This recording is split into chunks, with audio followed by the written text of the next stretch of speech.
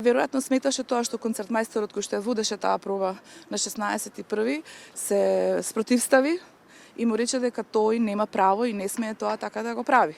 Затоа што има и други алатки, етички и морални кои што треба да се запазат, сепак сме луѓе, може да седнеме и да се договориме, односно може да седнеме и да поразговараме малку за ако имало било каков проблем.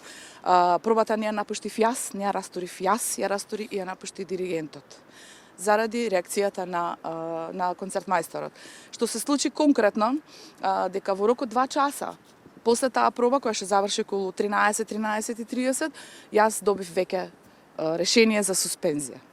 Значи, тоа правно, прво, и законски, воопшто не е. Мислам, колку што можам да кажем јас како, нели, како лаик, како музичар, уметник, но заради сета таа брзина, јас можам да си заклучам дека сето тоа било планирано, можеби. Не тврдам, само парафразирам и го кажам своето чувство.